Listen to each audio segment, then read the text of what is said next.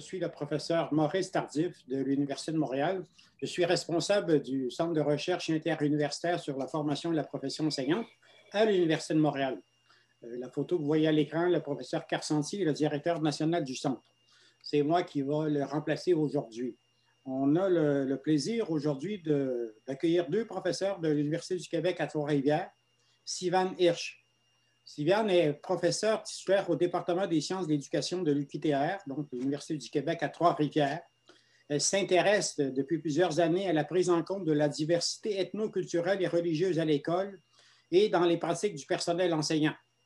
Elle documente, entre autres, le traitement des thèmes sensibles à l'école et l'éducation à domicile chez les Hassidim de Montréal. Les Hassidim de Montréal étant, pour ceux qui ne sont pas ni montréalais ni canadiens, étant une communauté juive religieuse orthodoxe qui suit des règles très strictes.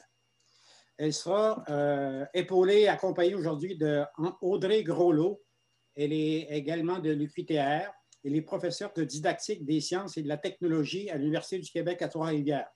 Ses recherches portent sur les rapports à l'expertise scientifique des futurs scientifiques, ingénieurs et enseignants dans le contexte des questions technoscientifiques d'actualité.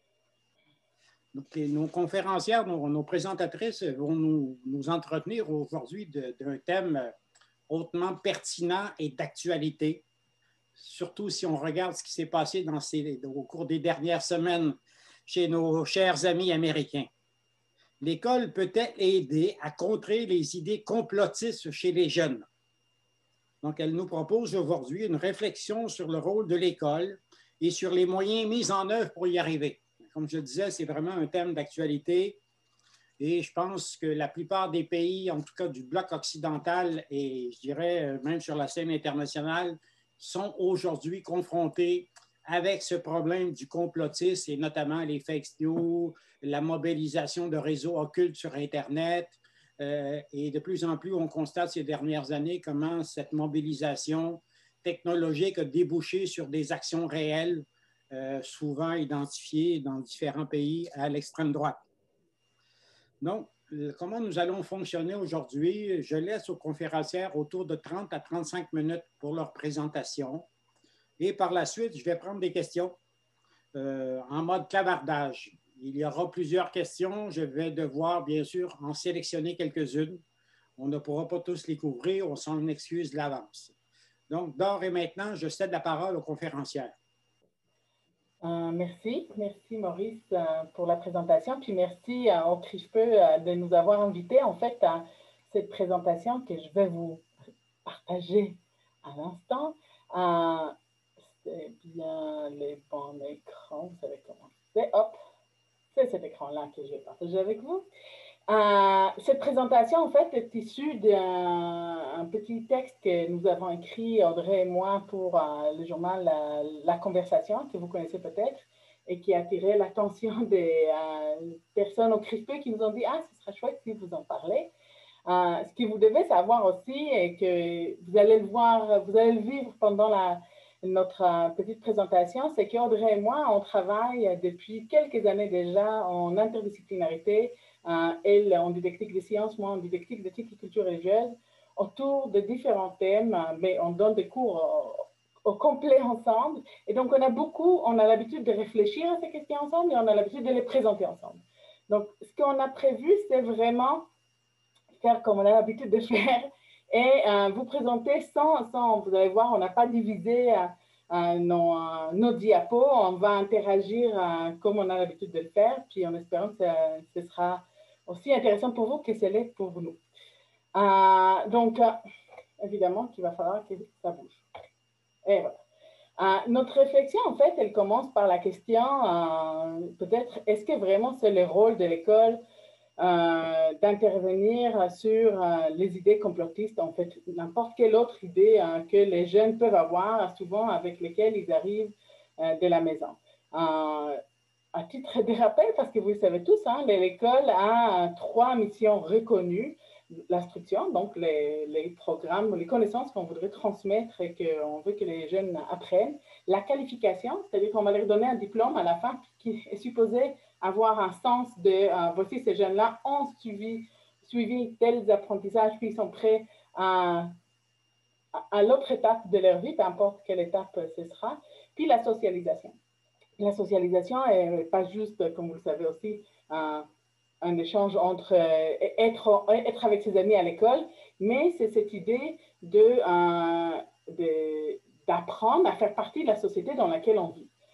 C'est dans ce sens qu'on rappelle que les 3 missions contribuent à un rôle social de l'école, en faisant la promotion, comme on l'a dit dans le programme québécois, promotion des valeurs à la base de la démocratie et en veillant à ce que les jeunes agissent à leur niveau en citoyens responsables.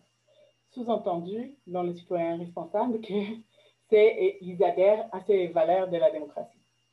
J'ajouterais par rapport à ça que ça ne fait pas partie seulement que du tronc commun, en quelque sorte, du programme.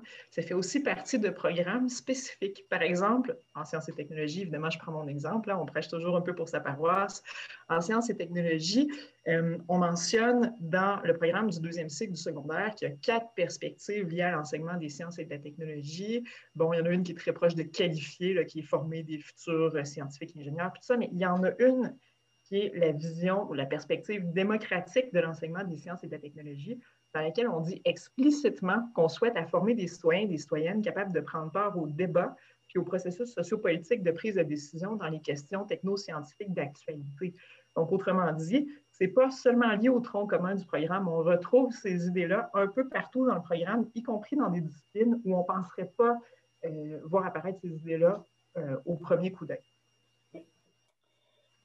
Donc, on aura d'autres exemples, mais on ne va pas s'arrêter sur tous les exemples. Je pense que la démonstration est claire. Il faut dire néanmoins que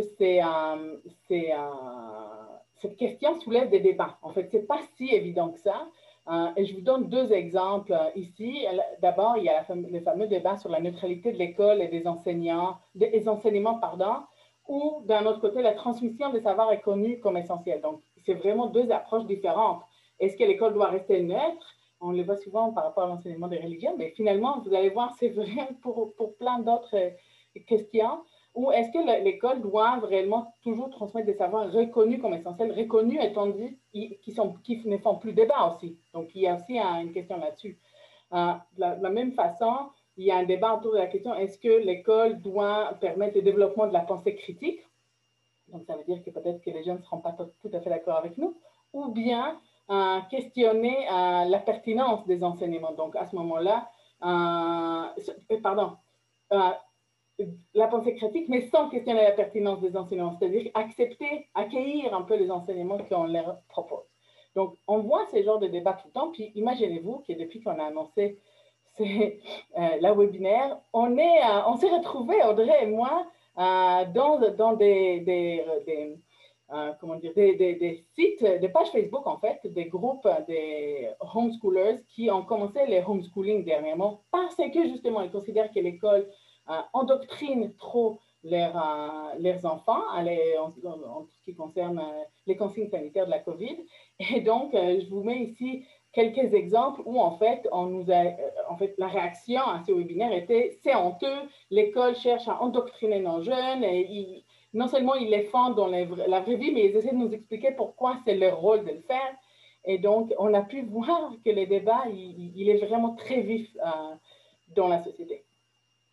Je vais ajouter, Audrey, je continue.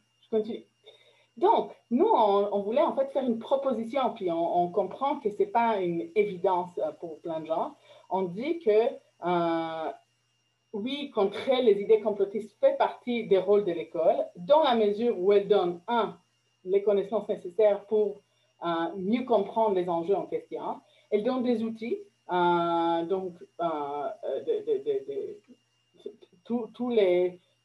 toutes les démarches de réflexion qu'on va développer ou la démarche de construction d'opinion, par exemple, qu'on va développer, les manuels qui vont nous soutenir, etc. Puis les approches de l'école pour faire place, en fait, à la discussion, à la réflexion et à l'examen des différents points de vue.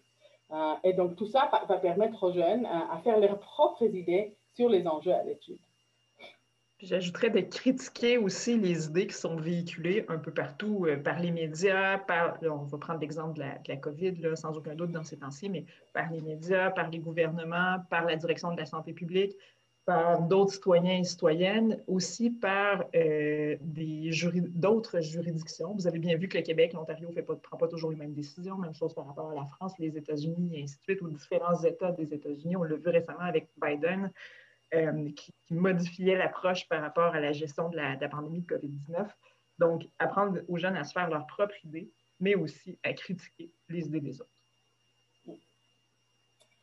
Donc, comment, maintenant, là, on était dans les pourquoi, ou est-ce que, c'est le rôle de l'école, mais maintenant, on veut savoir comment, donc, l'école peut-elle le faire.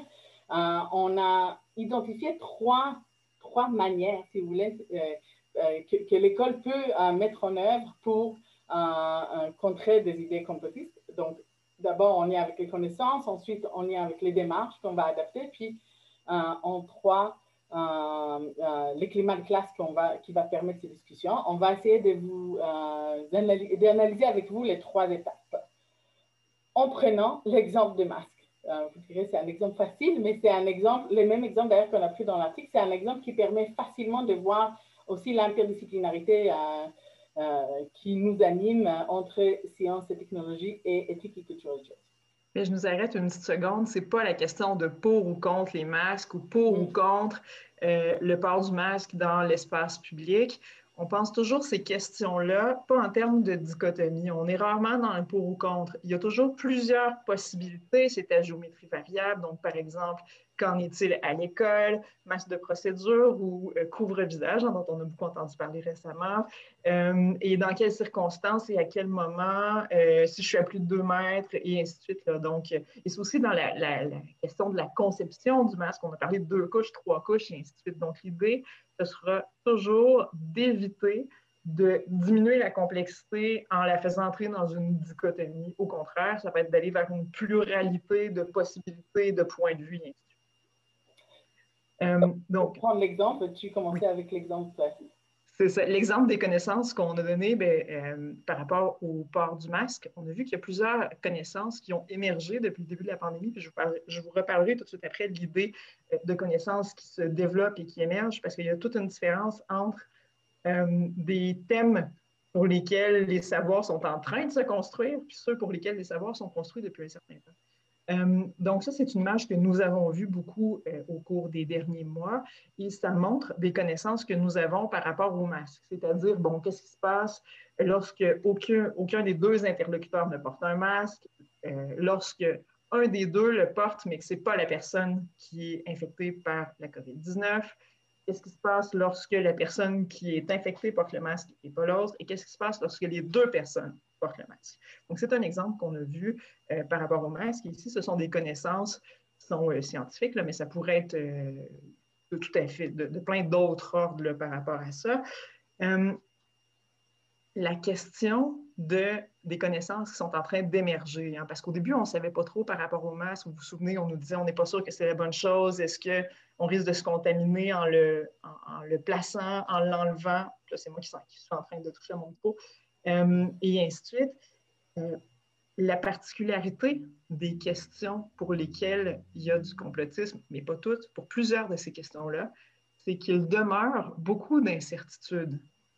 Ce sont des questions qui sont relativement récentes. Pas toujours, là, je vous parlerai du cas des vaccins ensuite, mais ce sont souvent des questions qui sont récentes. Donc, parmi les connaissances que l'on gagnerait, j'ai failli dire devrait, mais je veux dire gagnerait, que l'on gagnerait travailler avec les élèves, il y a celle sur la nature du savoir en général.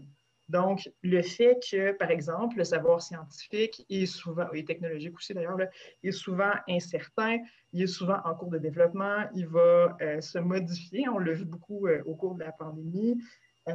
Donc, de travailler sur ces questions-là, le fait qu'il restera des risques et des incertitudes en cours de route, ça fait partie des choses qui sont importantes de travailler avec les élèves. Il y a beaucoup de gens qui pensent, puis là je parle de peu importe l'âge, qui pensent que les jeunes ne seront pas capables de comprendre ça. Et que si on leur parle des risques, des incertitudes, des erreurs, que ça va discréditer soit les chercheurs, les chercheuses, soit les enseignants, les enseignantes. Or, ce n'est pas du tout ce que les recherches, entre autres en didactique des sciences, en sociologie des sciences, montrent. Ce que les recherches montrent, c'est qu'au contraire, plus les jeunes sont capables de... en fait, Et pour les jeunes, c'est une bonne chose, les moins jeunes aussi, d'être mis en contact avec la complexité, d'être mis en contact avec les risques et les incertitudes. Évidemment, on ne leur lance pas tout ça la même journée tout d'un coup, mais c'est toujours une chose qui est positive que de travailler la nature des savoirs, entre autres scientifiques, mais pas seulement scientifiques, avec les jeunes. Sylvain, je te laisse poursuivre. Alors, dans la même ordre d'idée, en fait, on va pouvoir avoir accès à certaines connaissances quand on considère les enjeux éthiques de la pandémie. Donc, si on prend la question du port de masque, on va réfléchir d'une part sur le fait que porter un masque, même si on ne sait pas tout à fait toutes les choses que ça peut, jusqu'à quel point ça protège les uns les autres, ben, on sait que ça protège au moins un peu ceux qui sont autour de nous. On sait qu'il y a des personnes plus vulnérables, donc même si nous, on n'est pas en risque, ben, est-ce qu'on doit quand même porter un masque pour permettre aux personnes à risque de continuer à vivre parmi nous? Bref, il y a des questions comme ça éthiques dont on a beaucoup entendu parler, qui sont des choses dont on peut déjà parler avec certitude. On peut aussi parler avec certitude du fait que obliger tout le monde à porter un masque, c'est peut-être atteindre leur droit de liberté de choisir pour eux-mêmes. Donc, on dit, puis là, on en parle beaucoup par rapport à plein d'autres questions, est-ce qu'on devrait interdire les voyages à l'étranger? Est-ce qu'on devrait interdire, est-ce qu'on devrait créer un passeport vert, ou peu importe comment il s'appelle selon le pays, où seules les personnes vaccinées vont avoir droit à voyager? Donc, il y a beaucoup de questions éthiques qui sont liées à cette question, à cet enjeu, pardon, de la pandémie ou du port des masques. Mais il y a là-dedans des choses qu'on sait. On connaît les lois, on connaît les chartes des droits, on connaît les enjeux sociaux, les milieux dans lesquels on vit, on connaît nos écoles, on connaît ce que les écoles peuvent faire, ce que les écoles ne peuvent pas faire, les rôles des enseignants, la place des enseignants là-dedans. Il y a beaucoup d'éléments, des critères ou d'aspects qu'on peut inviter les jeunes à examiner avec des connaissances claires pour justement, encore une fois, ajouter toutes les nuances nécessaires, toute la complexité à la question. Ce n'est pas juste, moi, je n'ai pas envie de porter un masque parce que c'est désagréable. Donc, OK, on comprend, c'est un argument valable, mais ça ne peut pas être le seul argument qu'on va utiliser pour y réfléchir. Donc, à l'aide de l'interdisciplinarité, ici, vous voyez, on a les connaissances scientifiques qu'on est capable de présenter aux jeunes, on a les enjeux plus éthiques qu'on est capable de réfléchir avec les jeunes. Et donc, ces connaissances-là peuvent amener à une réflexion plus approfondie, plus nuancée, plus complexifiée de la question. Est-ce que tu as des choses à ajouter là-dessus? Ça va. Aux démarches. Donc, en fait, nous, la façon qu'on travaille de façon générale, il faut le dire, puis on l'a dit par rapport à chacune de nous, mais vous avez compris que chacune de nous travaille sur ce qu'on appelle l'enseignement des thèmes sensibles ou des controverses. On a l'habitude de travailler sur ces questions plus délicates, plus des enjeux qui sont des enjeux de société sur lesquels les connaissances ne sont pas forcément déjà arrêtées. Et qu'il y a des points de vue très variés au sein de la société. Donc, l'idée serait de construire, amener les jeunes à construire son opinion. Construire son opinion, ça ne veut pas dire qu'il va répéter quelque chose qu'il a entendu, c'est qu'on va l'inviter à vraiment faire la démarche réflexive pour avoir son propre opinion là-dessus. On va l'aider aussi à élaborer son argumentaire, c'est-à-dire expliquer pourquoi il pense quelque chose et non pas juste dire je le pense parce que je le pense. Hein. Des fois, on entend ce genre de réactions, mais là, il faut aller plus loin. On va inviter les jeunes à examiner les repères, donc historiques, sociaux, scientifiques. Donc, tout ce qu'on vient de vous présenter, ce sont les repères que les jeunes vont devoir utiliser pour construire leur opinion et élaborer leur argumentaire.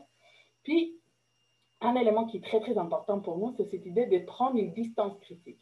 On parle beaucoup de la pensée critique, l'esprit critique, mais en fait, à l'école, on ne peut pas enseigner la pensée critique comme telle, on ne peut pas enseigner, on ne peut pas donner l'esprit critique aux jeunes, mais on peut les apprendre à prendre une distance critique avec l'objet d'étude. C'est-à-dire qu'ils vont se distancier de toutes leurs prénotions, toutes les choses avec lesquelles ils viennent de la maison, de ce qu'ils ont déjà lu, ce qu'ils ont déjà vécu, et ils vont être invités à ajouter d'autres éléments à la réflexion pour que l'objet va devenir un objet d'étude un peu plus objectif. Hein. Nous, on est les derniers à vous dire jamais de la vie qu'il y a des savoirs objectifs comme tels, mais un peu plus par rapport à juste notre émotion.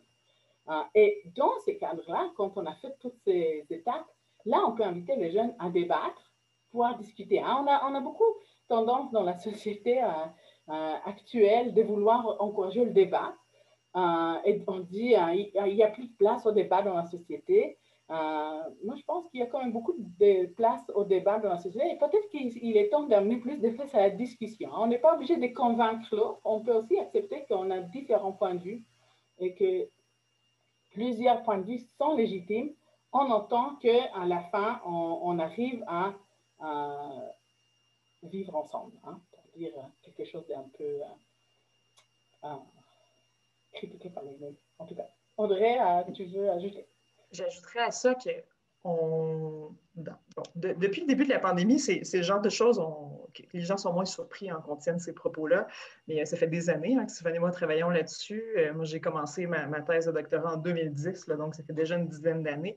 Et on nous disait souvent, oui, mais ça ne fait pas partie des programmes, oui, mais ça ne fait pas partie de l'examen du ministère, oui, mais ce n'est pas ça qui est enseigné dans les écoles. En ce qui concerne l'examen du ministère de Sciences et Technologies, parce qu'à ma connaissance, il n'y en a pas en ECR, Stéphane?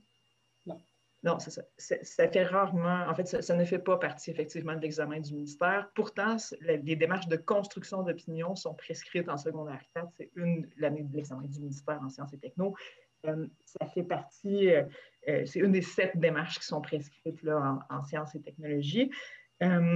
Donc, oui, ça fait partie des programmes explicitement. Oui, non, ça ne fait malheureusement pas partie de l'examen du ministère, du moins au cours des dernières années. Cela dit, on y voit une place de plus en plus importante dans les écoles et plusieurs courants de recherche, pas juste en didactique, mais entre autres en didactique. J'ai eu une question tout à l'heure par rapport aux écrits. En didactique des sciences spécifiquement, il y a 4 courants de recherche qui s'intéressent à l'enseignement et l'apprentissage des questions techno-scientifiques d'actualité. Je vous les nomme vite vite. La question des controverses socio-techniques qui vient de la sociologie des sciences françaises, questions socialement vives qui vient de la didactique française au sens large, activist science and technology education qui vient de nos collègues anglophones, là, donc entre autres dans le coin de Toronto, aux États-Unis, puis un petit peu en Australie, puis en Grande-Bretagne. Et je ne sais plus lequel j'ai nommé, Social Scientific Issues, qui est le pendant un peu américain de questions socialement vives. Donc, même si on en a peu entendu parler dans les dernières années, il y a des courants de recherche qui ont beaucoup travaillé sur ces questions-là et depuis plus de 20 ans. Donc, même si on n'en entend pas parler tant que ça dans les écoles, ça arrive tranquillement et ça fait explicitement partie des programmes. Oui. Puis, ça fait explicitement partie des programmes, mais ça, on ne donne pas forcément l'importance nécessaire. Puis le fait que ce n'est pas dans l'examen des fins de secondaire, comme le mentionnait Audrey, que soit dans l'examen en sciences, soit que ce n'est pas du tout, il n'y a pas d'examen en éthique et culture religieuse. Malheureusement, parce que je ne suis pas une grande croyante dans les examens finaux, mais, ou en tout cas de la façon que ça fonctionne aujourd'hui, mais quand il n'y en a pas d'examen, ben, il y a beaucoup moins de légitimité et de place accordée à certains enseignements. Bon, ça c'est un autre débat qu'on pourra aborder à une autre fois. Ceci étant dit, justement, il nous semble que pour bien arrimer cette démarche, pour arriver à ce but, il y a aussi l'importance du climat de classe et la posture de l'enseignant.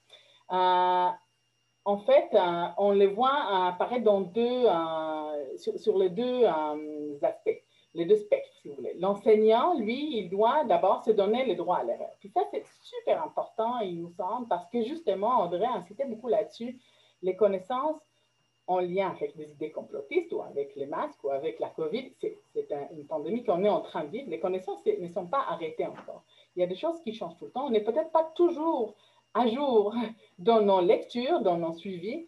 Et donc, on a peur d'aborder certaines questions. Alors que, finalement, un enseignant, si on pense qu'il doit faire la place à la discussion, à la réflexion, à amener les jeunes à développer son propre point de vue et à aller chercher les connaissances, il a droit de ne pas tout savoir, mais il doit être capable de l'admettre et d'assumer le fait que, bon, parfois, Je ne suis pas tout à fait au courant, mais je peux aller chercher l'information comme vous.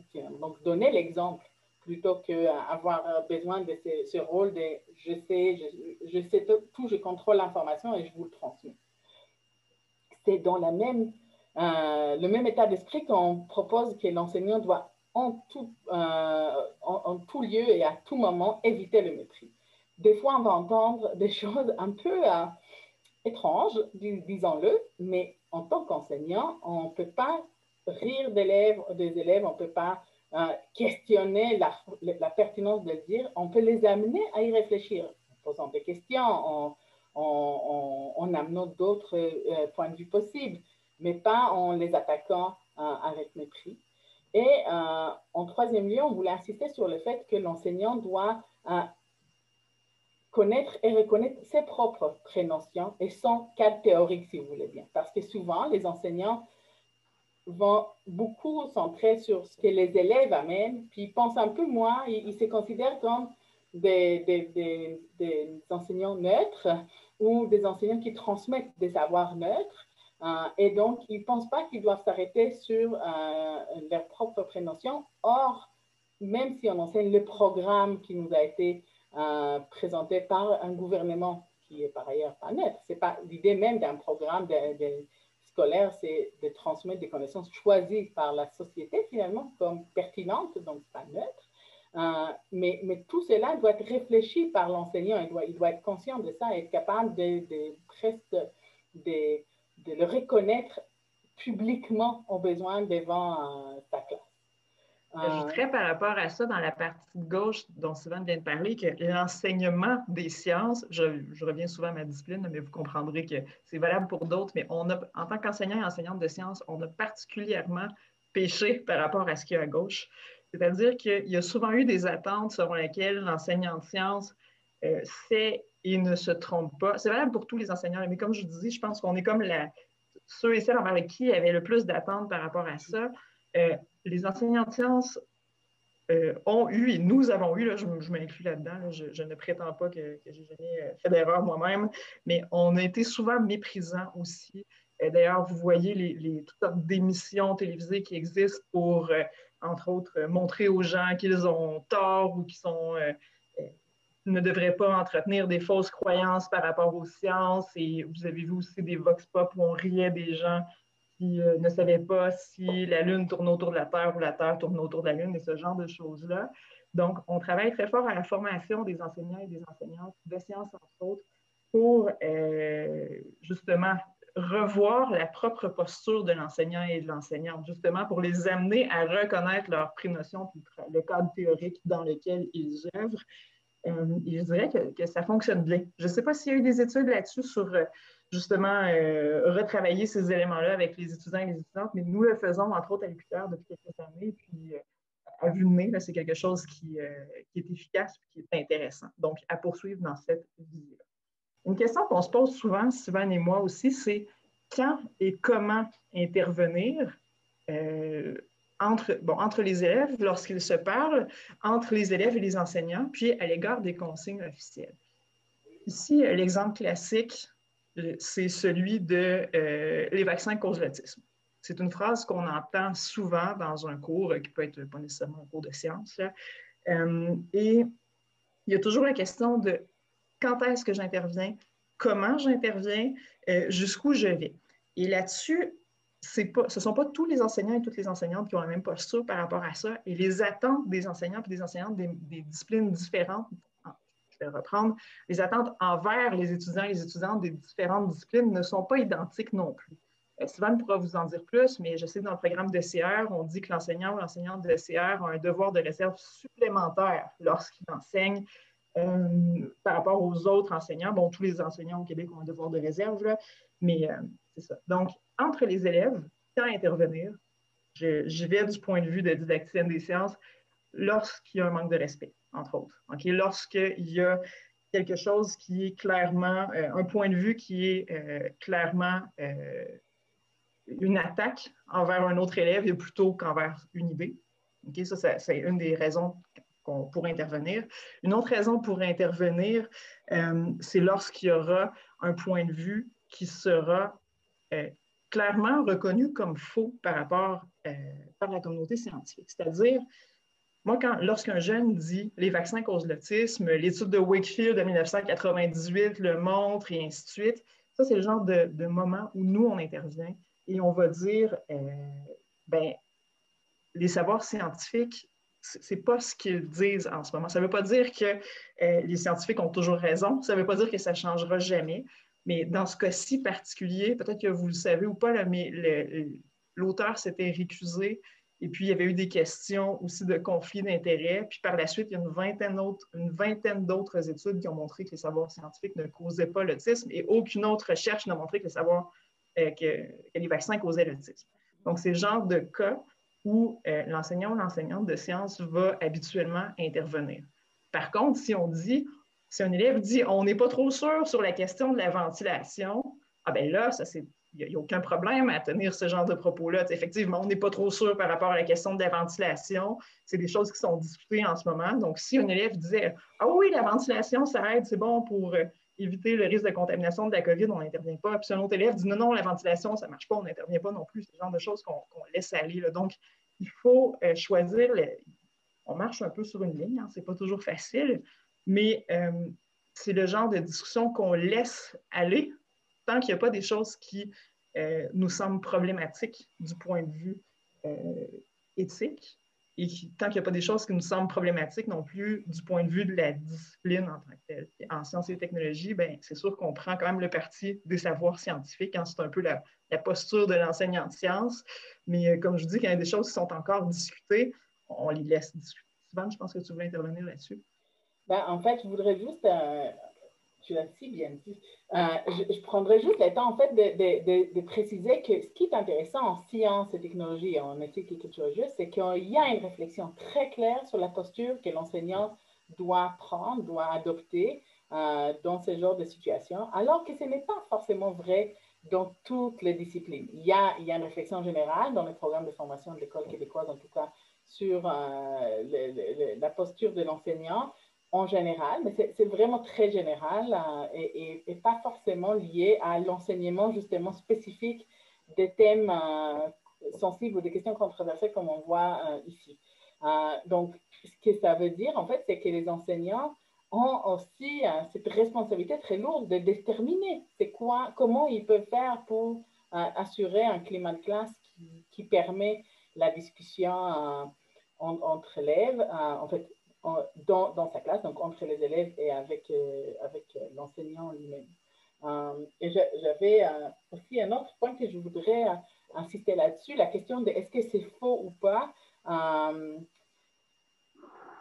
C'est aussi la question de comment le dire. Parfois, plus dans des points de vue d'éthique et culture religieuse, quand on parle des idées complotistes, on va voir que si les élèves arrivent avec des idées très claires sur un complot ou une question politique comme ça, où il y a toute une théorie des complots derrière, confronter l'élève va nous amener en fait, à un retrait. Il ne voudra plus nous en parler. Alors que en posant des questions, en respectant son droit de parole, mais en disant, mais ce serait peut-être intéressant d'aller vérifier ces données, ou est-ce que moi j'ai entendu autre chose et peut-être que ce ne sera pas exactement pareil.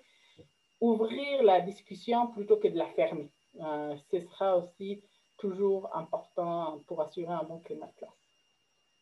Et là-dessus, en fait, avec toute cette réflexion, on va vous présenter en fait notre objectif. Comment nous on voit ça, c'est que l'objectif principal sera justement, comme l'annonçait dès le départ Audrey, c'est de pouvoir assumer une position nuancée de n'importe quelle question qu'on examine, qui prend en compte donc les critiques, qui sont tout à fait légitimes et pertinentes, les différentes questions qu'on peut avoir, enfin, une fois toujours légitimes et pertinentes, et les enjeux sociopolitiques dans lesquels on baigne. Parce qu'évidemment, qu'aujourd'hui au Québec, parler des masques ou parler des éléments de la COVID, ce n'est pas exactement pareil ici au Québec ou ailleurs dans le monde.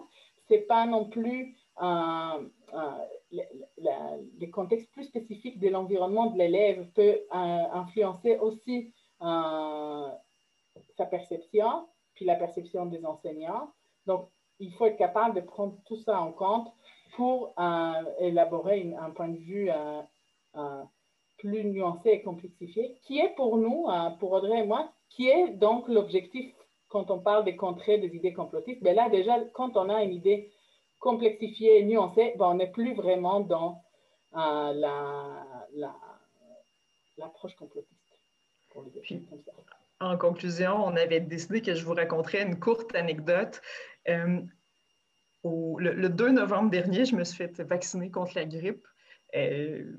Normalement, les personnes entre 6 et 64 ans, ce n'est pas recommandé par l'OMS, mais bref, sauf si on a des conditions particulières. Puis moi, on m'a suggéré de me faire vacciner contre la grippe. J'ai décidé de le faire. J'ai fait une réaction immunitaire pas très grave, mais je dirais plutôt spectaculaire. Ça s'appelle un syndrome oculo-respiratoire. Ça m'a valu une petite visite, un petit tour d'ambulance et une petite visite à l'hôpital qui a duré quelques heures. Par la suite, donc j'ai manqué en gros 2 semaines de travail, j'ai remonté la pente 2 autres semaines. Ça a été pas très amusant comme péripétie. Par la suite, il y a plusieurs personnes qui m'ont dit, et ça m'a vraiment surprise comme réaction, mais il y en a vraiment beaucoup qui me l'ont dit. Toi qui étais pro-vaccin, désormais seras-tu anti-vaccin? Et c'est une question qui m'a un peu heurtée parce que je ne me considérais pas pro-vaccin, en ce sens que je considère que les vaccins sont utiles dans plein de circonstances. Je suis la première à être allée me faire vacciner. Le même jour, je m'étais fait vacciner aussi contre le tétanos, là, j'étais due, et ainsi de suite. Mais je ne me considérais ni pro-vaccin ni anti-vaccin. Et bien sûr, je ne deviens pas anti-vaccin non plus en raison de cet épisode-là. Ce que je veux dire, c'est qu'il existe d'autres positions que celle de pro-vaccin et celle d'anti-vaccin. Il existe au moins une autre position. Et d'ailleurs, Isabelle Stenger, philosophe belge des sciences, en parle dans son dernier ouvrage qui porte sur le sens commun, que je suis d'ailleurs en train de lire. Je lisais ça hier, puis j'étais comme « Ah, c'est exactement ça dont je voulais parler aujourd'hui ». Elle dit qu'il y a la position complotiste, bien sûr, que dans ce cas-ci, là, je vais associer très rapidement, mais on comprend que c'est plus complexe que ça, la question des anti-vaccins. Il y a la position où on délègue à l'autorité, donc je suis pro-vaccin dans tous les cas pour tous les vaccins et ainsi de suite. Et il existe d'autres positions, dont une qui se veut critique, donc je me questionne. D'ailleurs, je considère dans mon cas que j'ai été mal informée. J'avais tous les facteurs de risque pour faire ce syndrome-là et j'aurais bien aimé qu'on en parle auparavant pour mieux comprendre de quoi il s'agissait. Mais bref, on peut se poser des questions. On peut, dans certains cas, être d'accord avec l'autorité, dans d'autres cas, ne pas être d'accord, essayer d'avoir un point de vue qui est nuancé. Mais l'idée, de mon point de vue, et du point de vue de Stenger aussi visiblement, c'est de s'éloigner de l'idée sur laquelle on délègue la construction de son point de vue à l'autorité, mais aussi de s'éloigner du point de vue complotiste. Donc, l'idée est de, je vais vous dire dans mon vocabulaire de didacticienne des sciences, de développer un rapport à l'expertise, notamment scientifique, qui se veut émancipé, ce qui veut dire habituellement de s'éloigner à la fois d'une dérive autoritariste et d'une dérive relativiste. Et nous avons fait exactement 35 minutes, donc nous vous rendons la parole, M. Tardif. Merci beaucoup, chers collègues. Nous allons prendre un certain nombre de questions. Là. Je rappelle aux participants que les questions doivent être formulées à travers le clavardage questions-réponses et non pas la fonction conversée. Commençons par une première question là, qui me semble intéressante. Deux questions sont à peu près similaires. Là. Une personne dit qu'elle est d'accord avec vous, que les enseignants doivent éviter toute forme de mépris. Par contre, comment les enseignants doivent-ils réagir face à des élèves qui adhèrent à des complots ou qui encore tiennent des propos à la limite du racisme ou de la misogynie? Par exemple, la personne cite un exemple vécu, là, l'avortement devrait être criminalisé car c'est la faute des femmes. Dans le même sens, une autre question rejoint comment gérer en classe les sensibilités religieuses? Par exemple, le créationnisme, l'avortement, l'égalité des sexes, qui sont tous des thèmes très sensibles. Je vais commencer, donc, parce que c'est plus un bien qu'on a eu. D'ailleurs, on a eu un cas, Audrey et moi, dans un des cours qu'on a donné ensemble, d'un enseignant en sciences qui nous a avoué, après qu'on n'a pas tout à fait compris sa posture, d'être créationniste, en fait, en disant « j'ai aucun problème d'enseigner l'évolutionnisme, mais j'y crois pas ». On était assez surprise, disons. Mais pour répondre à votre question, en fait, à ces deux questions ensemble, je pense que, il faut quand même distinguer la question des idées complotistes et des religions. Les religions, en lien avec des croyances religieuses, pour différentes raisons, je n'ai pas envie de rentrer dans la sociologie des religions, mais les croyances religieuses sont des croyances qui ressemblent à plusieurs égards à des croyances complotistes, mais elles n'ont pas du tout les mêmes objectifs finalement, ou la même vision qui les accompagne. Donc là, pour cette discussion, je les distinguerai. Alors, une idée complotiste, en fait, la meilleure façon de réagir, à mon avis, c'est de discuter, c'est de ne pas la discréditer, mais de discuter, d'essayer de comprendre quelles sont les sources de la réflexion. Est-ce que tu peux...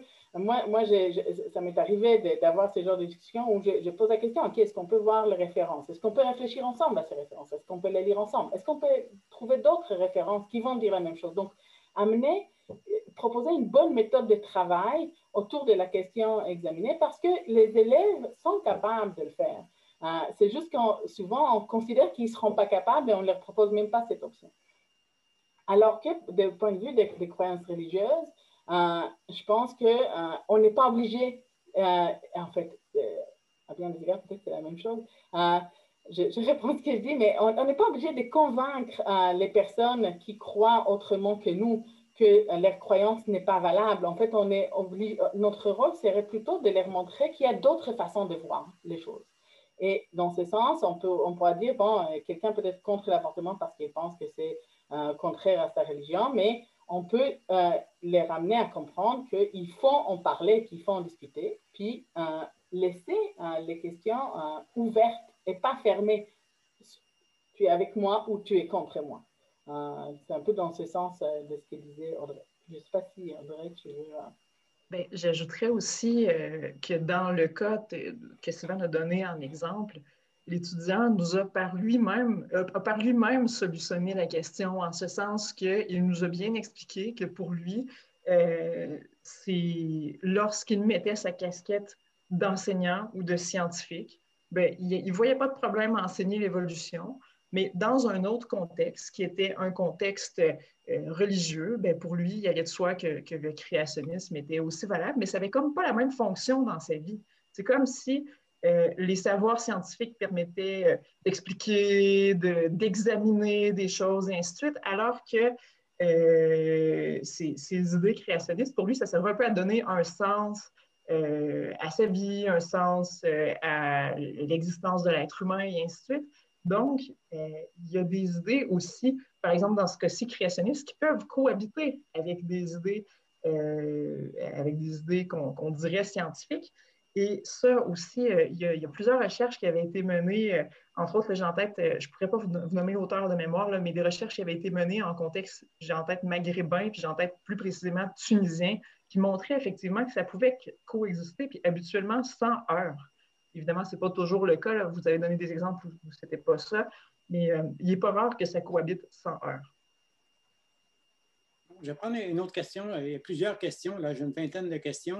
Je vais prendre une question générale et après ça, je vous demanderai d'y répondre rapidement. Et après ça, je vais plutôt m'attarder à certaines questions pédagogiques. Là. Voici la question générale. Visez systématiquement, un peu comme vous le faites, semble-t-il, une position nuancée. N'est-ce pas ouvrir grand la porte au relativisme? Ça, c'est une bonne question qu'on se pose. Les autres questions étaient bonnes aussi, mais celle-là, on se la pose tout le temps en didactique des sciences et ce n'est pas tout le monde qui s'entend là-dessus. Okay? C'est lié de près à la question, à la posture qu'on entretient envers les citoyens et les citoyennes, y compris les jeunes, là, donc qu'ils soient adultes ou jeunes, ça importe peu. L'idée selon laquelle ils sont ou pas capables de comprendre les nuances, la complexité et ainsi de suite. On va les appeler, là, ça vient de la sociologie des sciences, l'idée d'une posture déficitaire ou non déficitaire. Donc, une posture déficitaire, c'est considérer que les citoyens et les citoyennes ont des déficits en ce qui concerne les connaissances, l'intérêt et puis la compréhension des thèmes, et habituellement, là, dans notre cas, des thèmes scientifiques. La didactique des sciences et la sociologie des sciences, entre autres à ce sujet-là, Brian Wynne, si ça vous intéresse, un sociologue des sciences britannique très connu, ont montré que c'est pas vrai que les citoyens et les citoyennes ont généralement des déficits en ce qui concerne l'intérêt, les connaissances, la compréhension en sciences et technologies et qu'ils sont capables de comprendre la complexité. Donc, c'est pas tout le monde qui serait d'accord avec ce que je dis, mais moi, je vous invite à considérer que les élèves et les citoyens et les citoyennes sont capables et même, je vous encouragerais même à aller une étape plus loin, qui est celle de combattre l'idée selon laquelle les jeunes, les citoyens et les citoyennes ne sont pas capables de comprendre cette complexité-là. Donc, est-ce que ça ouvre la porte au relativisme? Bien, c'est sûr que si on est dans une posture très selon laquelle on se... C'est ça, c'est ça. Selon la posture selon laquelle on est, c'est sûr que si on ouvre la discussion, ça peut ouvrir à des idées relativistes, mais je nous encourage à partir de la prémisse selon laquelle les élèves et les plus grands sont capables de comprendre la complexité. Je voudrais ajouter à cela un point important qui va peut-être être moins populaire, mais quand on dit ça, quand on dit que ça va encourager le relativisme, c'est qu'on parle de l'idée qu'il y a une vérité qu'on doit, ou des vérités qu'on doit partager, puis que amener de la place à la complexité, ça amène la place, comme si tout est égal et tout est pareil. Il n'y a plus, on aime ça dire la phrase tout est égal. Ben, jusqu'à preuve du contraire, tout est égal. C'est-à-dire que ce qui fait la différence entre une vérité et une connaissance valable ou pas, c'est effectivement qu'on l'a examiné et qu'on a maintenant des réponses scientifiques, par exemple. Mais avant de faire cet examen-là, ben, des examens soit en sciences, soit l'examen des repères historiques, sociologiques, politiques, personnels, religieux, il n'y a pas une seule réponse pour tous, tout le temps. On a pris l'habitude de penser qu'il y a des vérités absolues parce qu'en fait, on fait partie d'une culture et dans cette culture-là, ce sont des vérités à nous. Puis, j'y adhère fortement à plusieurs vérités dans ce sens. Mais il faut quand même reconnaître que ce sont des vérités qu'on a appris à accepter. Donc, ça vient pas d'en haut, justement. C'est quelque chose qui a été transmis dans la culture et qui doit être tout le temps questionner à la limite pour que les jeunes vraiment adhèrent à nos vérités à nous, il faut qu'ils les examinent et qu'ils développent leur propre point de vue. Si on leur dit juste vous devez y croire parce que c'est la vérité ultime, on ne fait rien différent que les religions qui souvent en bas critiquées à cet égard. Donc soyons courageux, puis défendons nos certitudes parce qu'on a tous les moyens de le faire.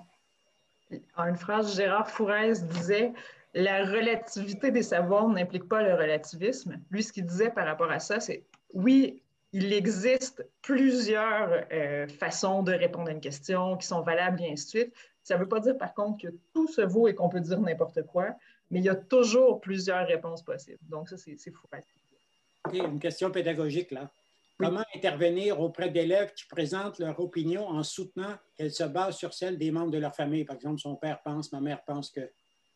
Ah, mais ça, en éthique et culture religieuse, ça fait partie des choses qu'on apprend dès jeune âge. Ce n'est pas un argument valable. Donc, que ton père pense ça ou que ta mère pense ça, c'est l'appel à l'autorité. Puis, il va falloir chercher d'autres arguments. Si tu y crois, va chercher d'autres arguments. Parce que ça doit être basé sur des vraies connaissances, justement. Donc, c'est un bon point de départ. On va vérifier. Puis, nous, on pose souvent la question, ah oui, pourquoi? Puis souvent, ce que les parents se pensent, c'est souvent vrai. C'est pas tout le temps vrai, mais il arrive que c'est vrai, tu sais. Oui. Donc, Simone étant parent elle-même, elle pourrait dire que des fois, elle aussi, elle a la vérité. Elle a la réponse, la vérité. Souvent, on demande, pourquoi tu penses que tes parents disent ça? Puis là, on est capable de partir la discussion, puis que ce soit vrai ou pas, là, que ce soit valable, je ne dirais pas vrai là, pour ne pas dire qu'il existe une liberté, mais que ce soit valable ou pas, on va souvent se demander pourquoi ils disent ça, puis remonter le fil. Et puis là, d'autres vont souvent dire, ah oui, mais moi, mes parents, c'est pas ça qu'ils disent, ils disent telle autre chose, puis ça ne correspond pas à ce que j'ai vu à la télé. Et puis là, on est souvent capable de partir à partir de ça. Okay. Une question encore pédagogique. Avez-vous déjà expérimenté l'implication ou l'engagement des élèves dans la construction de thèses complotistes afin d'en comprendre des mécanismes et ainsi de cultiver leur capacité à porter un regard critique face à l'information? Moi, je n'ai pas étudié cette question spécifiquement. J'étudie plus la question de comment on aborde des thèmes sensibles. Et donc, c'est à partir de mes recherches là-dessus que j'ai réfléchi sur les idées complotistes que je considère comme un des thèmes sensibles un thème sensible possible puisque les enseignants nous en parlent de cette façon.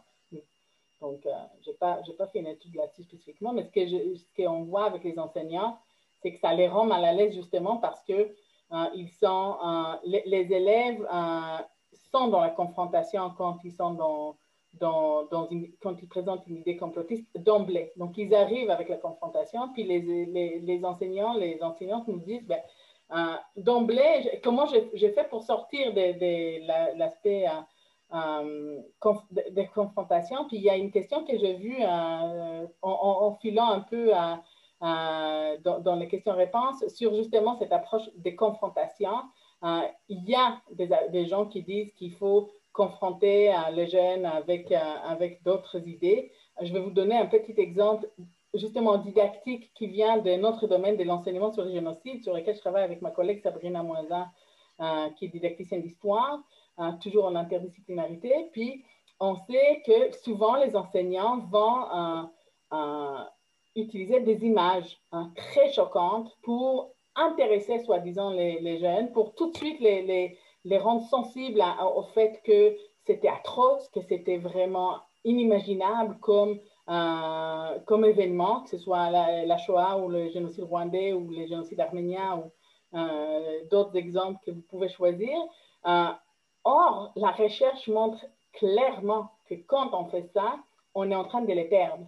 Sur le coup, ils vont être vraiment pris d'assaut, puis ils vont réagir ils vont ouvrir grand les yeux, puis ils vont être intéressés par ce qu'on va leur dire, mais ça va être tellement difficile pour eux de vivre avec ces images-là qu'ils vont en fait vouloir évacuer ce qu'ils ont entendu par rapport à ça.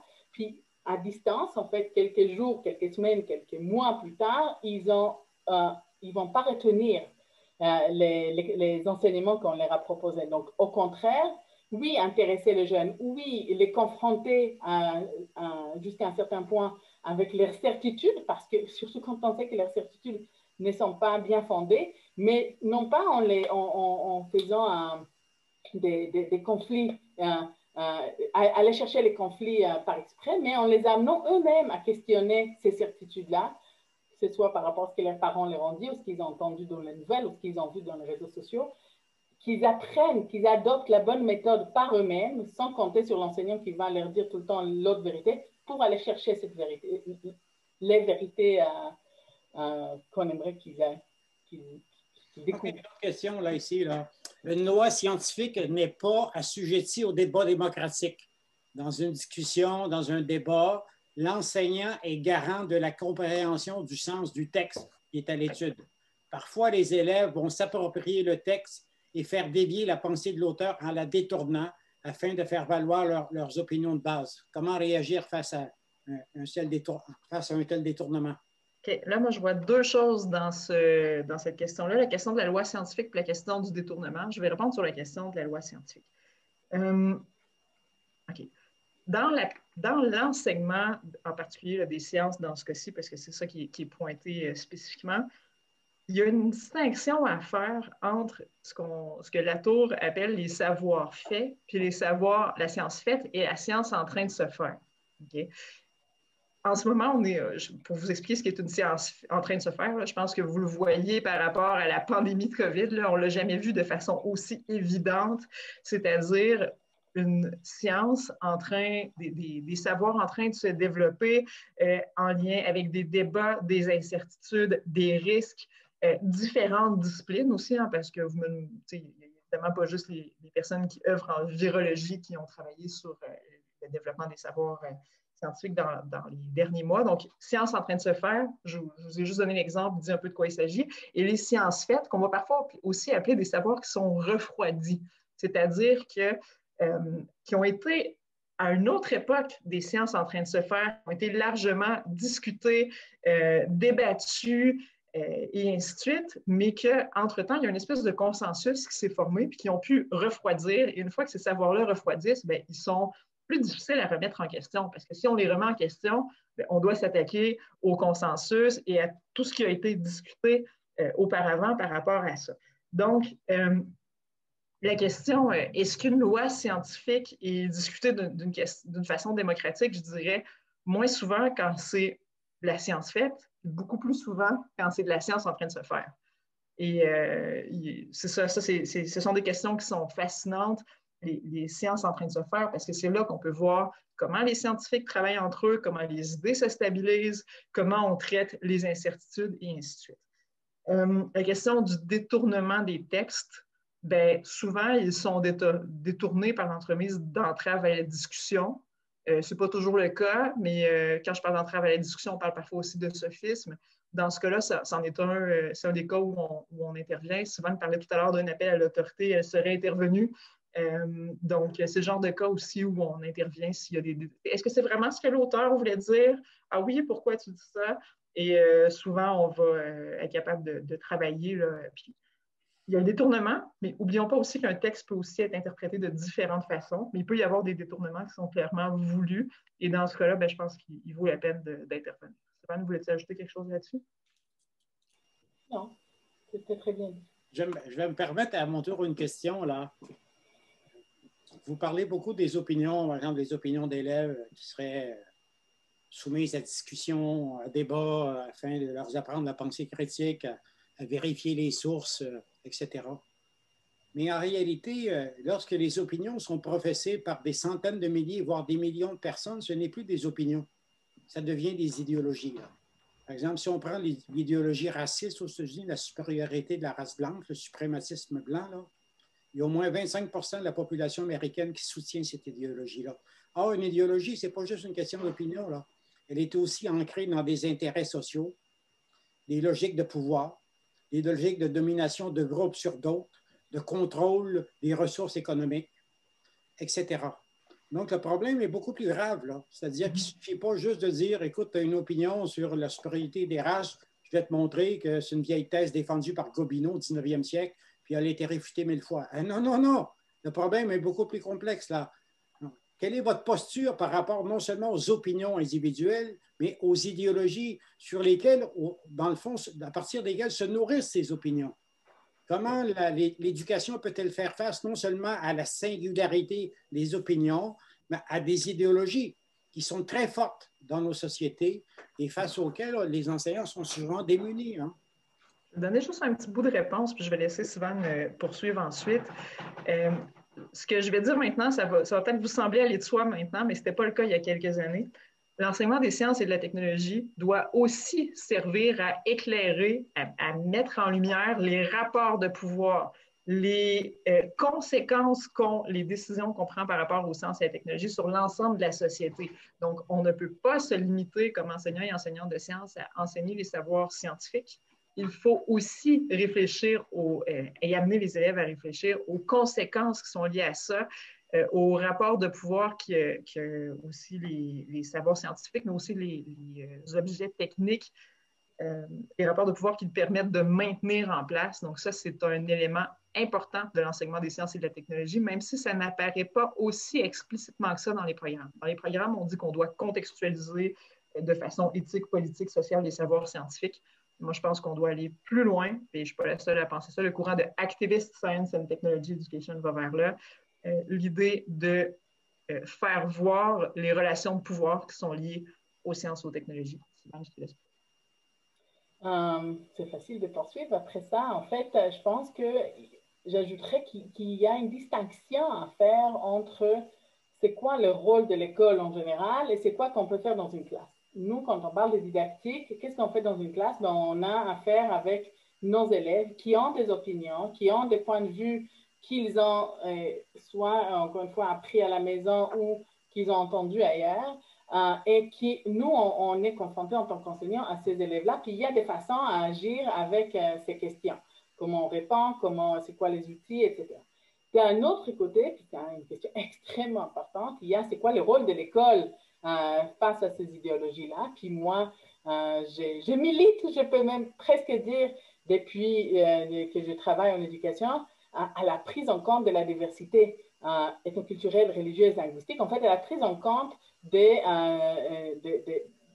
tous les marqueurs. Et quand on parle d'un marqueur de diversité, c'est qu'on reconnaît déjà que ces marqueurs-là sont des constructions sociales. Finalement, ce n'est pas des vraies différences forcément qui nous séparent. Parfois oui, parfois non.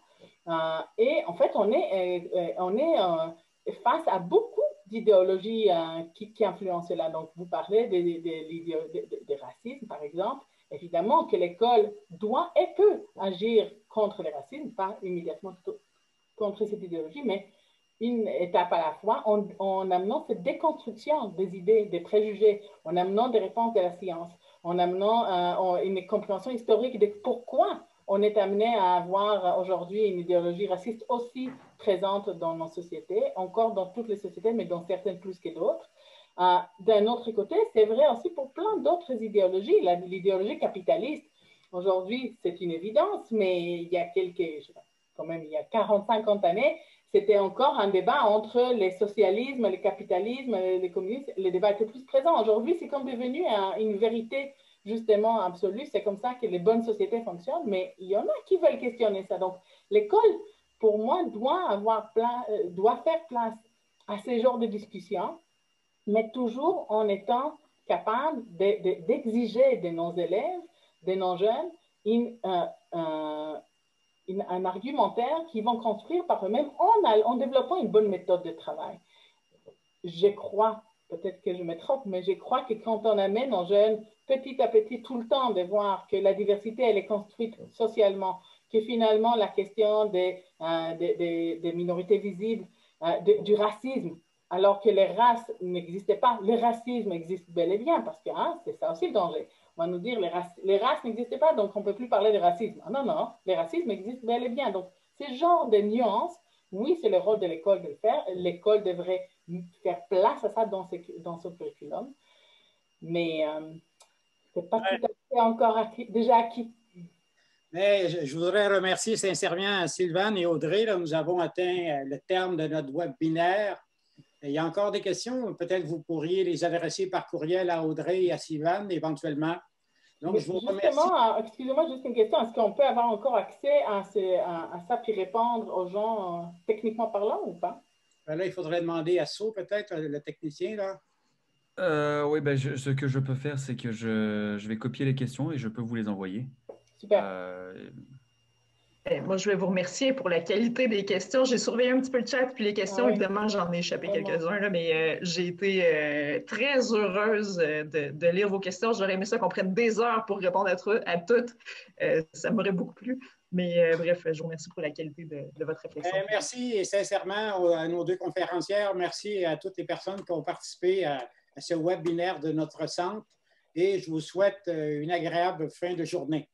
Merci beaucoup. Merci. Merci. Au plaisir.